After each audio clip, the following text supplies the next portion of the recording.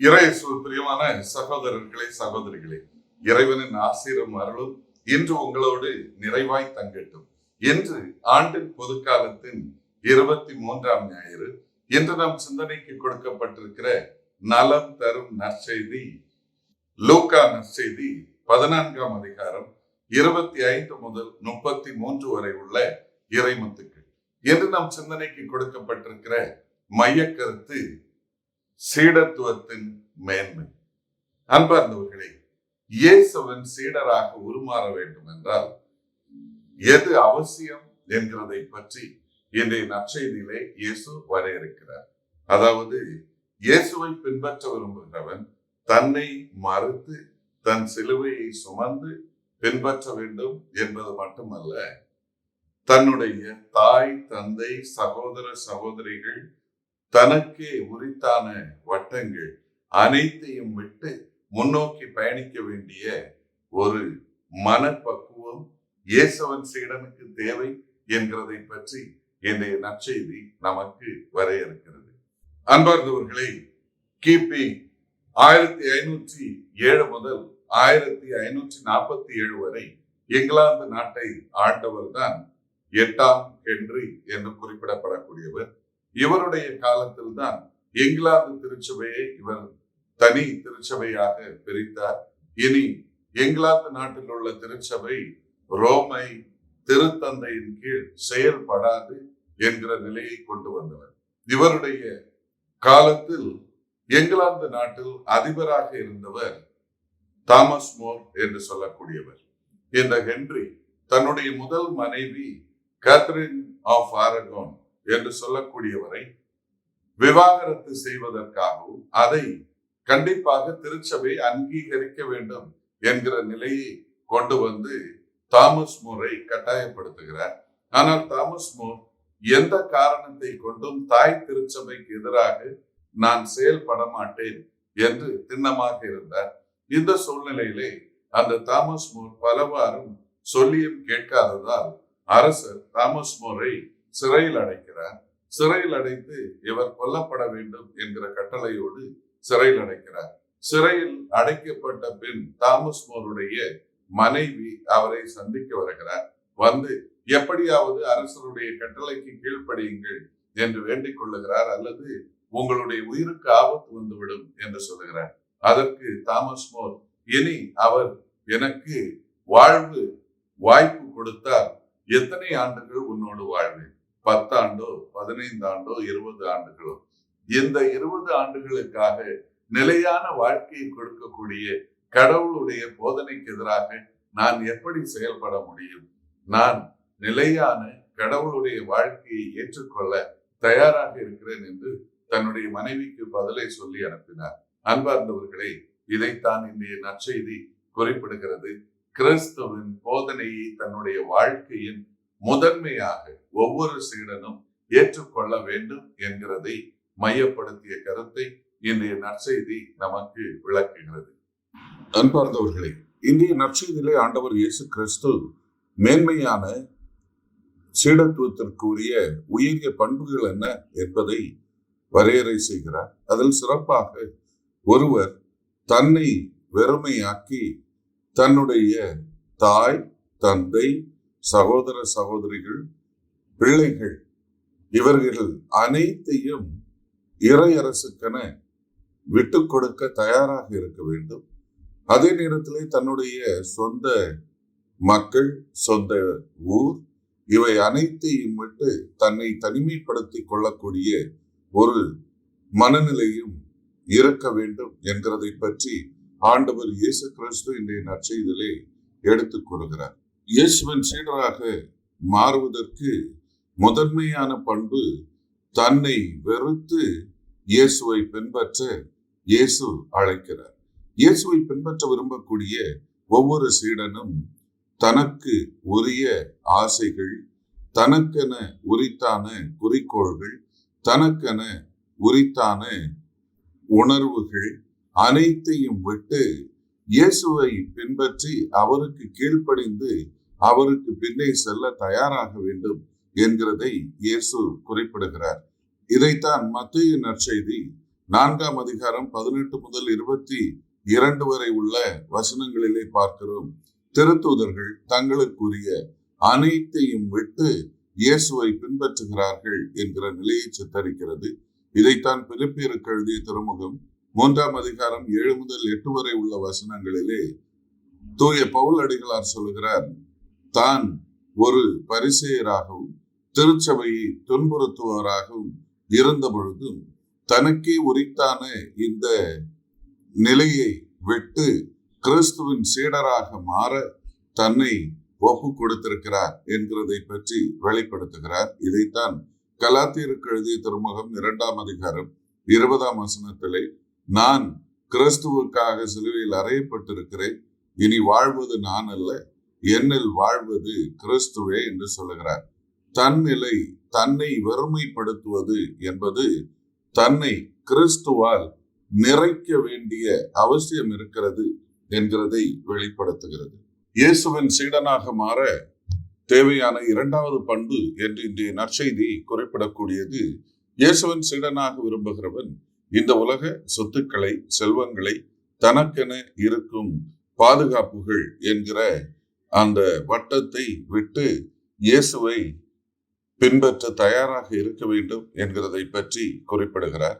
இதைத்தான் லூக்காஸ் நற்செய்தி 9ஆம் அதிகாரம் 57 முதல் 58 வரை உள்ள வசனங்களிலே இயேசுவை பின்பற்ற விரும்பக்கூடிய ஒருவன் இயேசுவிடம் தன்னுடைய ஆவலை வெளிப்படுத்துகிறான்.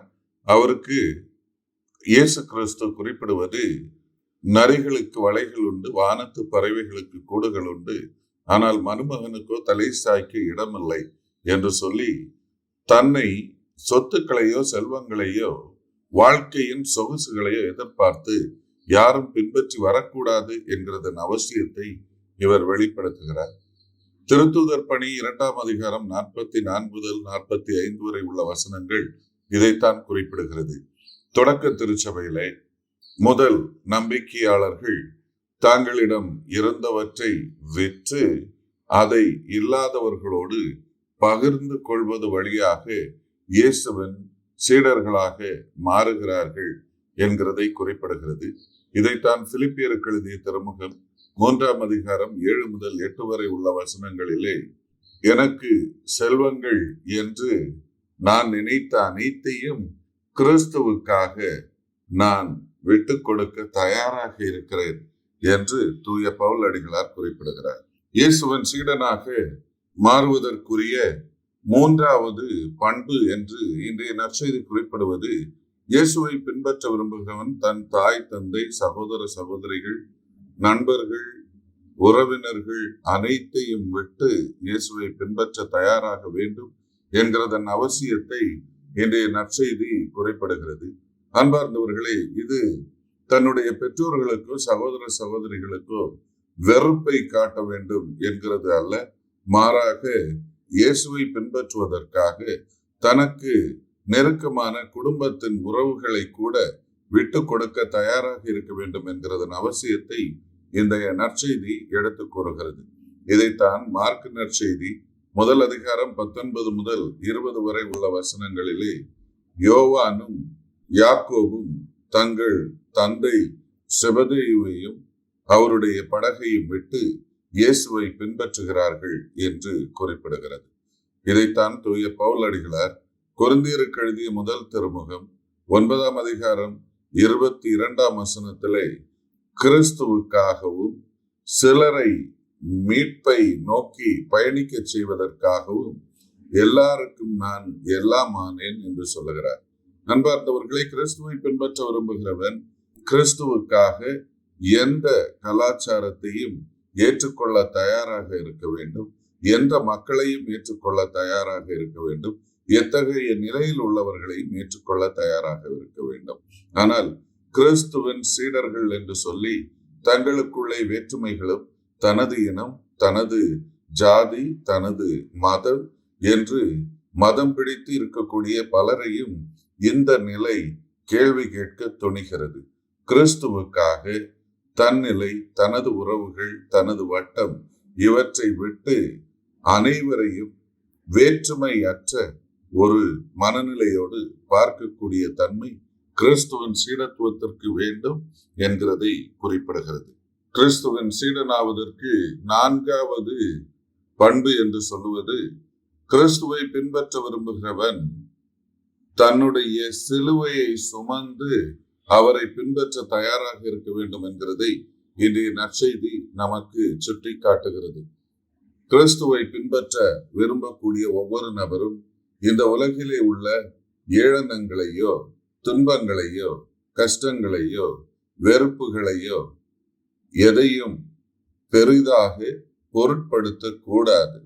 இவை அனைத்தின் மத்தியிலும் கிறிஸ்துவை பின்பற்ற வேண்டும் என்கிற குறிக்கோள் தெளிவோடு பயணிக்க வேண்டும் என்கிறதை இது சுட்டி காட்டுகிறது.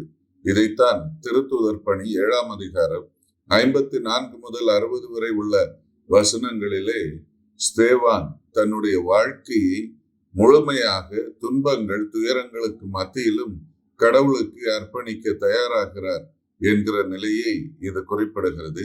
இதைத்தான் தூய பவுல் அடிகளார் ரோமேருக்கு எழுதிய திருமுகம் 12ஆம் அதிகாரம் 1 வசனத்திலே, உங்கள் உடல்களை கிறிஸ்துவிற்கென ஒப்பு கொடுக்க தயாராகுங்கள், கடவுளுக்கு உகந்த பலியாக உங்கள் வாழ்வும் உங்கள் உடலும் உள்ளமும் மாறட்டும், இதுவே இறைவனுக்கு உகந்த ஆராதனை என்கிறதை இவர் வெளிப்படுத்துகிறார்.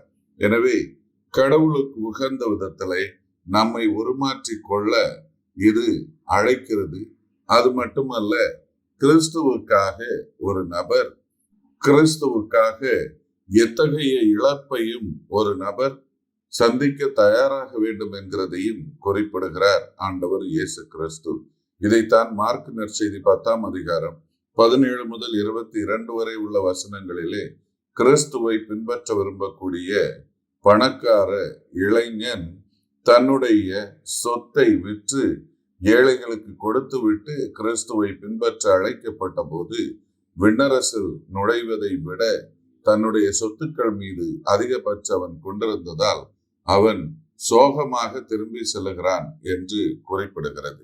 கொரிந்தியருக்கு எழுதிய 2ஆம் திருமுகம் 11ஆம் அதிகாரம் 23 முதல் 27 வரை உள்ள வசனங்களிலே தூய பவுல் அடிகளார் குறிப்பிடுகிறார், தன்னுடைய வாழ்க்கையில் அவர் சிறைப்படிக்கப்பட்ட போதும், அடித்து உதைக்கப்பட்ட போதும், அனைத்து துன்பங்களையும் அவர் ஏற்றுக்கொண்டது கிறிஸ்துவுக்கு நம்பிக்கை உரிய ஒரு சீடனாக இருக்க வேண்டும் என்பதை வெளிப்படுத்துகிறார். நாம் ஒவ்வொருவரும் கிறிஸ்துவுக்காக எந்த சூழ்நிலைக்கு கூட செல்ல தயாராக இருக்க வேண்டும் என்கிறதை இயேசு வெளிப்படுத்துகிறார். அன்பார்ந்தவர்களே, நம்ம பலருடைய நம்பிக்கை வாழ்வும் கிறிஸ்துவின் சீடத்தியாக வாழ முனையும் பொழுது, நான் என்னை வெறுத்து என்னுடைய சிலுவையை சுமந்து கிறிஸ்துவை பின்பற்ற வேண்டும் என்று நினைக்கிறோம். நம்முடைய கிறிஸ்துவின் மீதுள்ள நம்பிக்கைக்காக எதையும் விட்டுக் கொடுக்க தயாராக இருக்கிறேன் என்று கூறிதான் நம்ம பலரும் நம்முடைய நம்பிக்கை வாழ்க்கையை தொடங்குகிறோம், அழைத்தல் வாழ்வை தொடங்குகிறோம். ஆனால் நாம் கிறிஸ்துவின் சீடர்களாக உருமாற்றப்படுகிறோம் என்கிற உணர்வு நமக்கு வந்த பின் நம்ம பலரும் கிறிஸ்துவை நமக்கு பின்னே தள்ளிவிட்டு நம்முடைய பதவிதான் நமக்கு முக்கியம், நம்முடைய பணம் தான் நமக்கு முக்கியம், நாம் சேகரிக்கக்கூடிய சொத்து தான் நமக்கு முக்கியம், அல்லது நமக்கு நாம் சேகரிக்கக்கூடிய பட்டம் தான் முக்கியம் என்றெல்லாம் கிறிஸ்துவை தவிர பிறவற்றை அனைத்தையும் நாம் ஏற்றுக்கொள்ள தயாராகிறோம். ஆனால் இன்றைய நற்செய்தியின் பாணியில் இயேசு மீண்டுமாக நமக்கு நினைவுறுத்துகிறார், கிறிஸ்துவின் உண்மையான சீடன் என்று சொன்னால் எதையும் விட்டு கொடுக்கவும், கிறிஸ்துவை முழுமையாக தன்னில் நிறைத்துக் கொள்ளவும் கூடிய அருளும் ஆசீரும் நம் ஒவ்வொருவருக்கும் தேவை என்கிறதை இன்றைய நற்செய்தி ஆணித்தரமாக எடுத்து சொல்லுகிறது. எனவே மீண்டுமாக இன்றைய நற்செய்தி நமக்கு நினைவுறுத்துவது, நம்முடைய வாழ்க்கையை நாம் வெறுமைப்படுத்துவது கிறிஸ்துவை நம்முடைய வாழ்க்கையின் நிறைவாக ஏற்றுக்கொள்ளவும், கிறிஸ்துவே நம்முடைய வாழ்க்கையின் அனைத்தும் என்கிற மனப்பக்குவத்தை உருவாக்கவும் இன்றைய நற்செய்தி அழைப்பு விடுக்கிறது.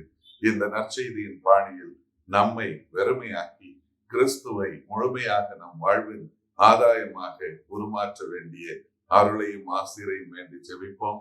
இறைவன் உங்களையும் உங்கள் குடும்பங்களையும் நிறைவாக ஆசீர்வதிப்பாராக. ஆமென்.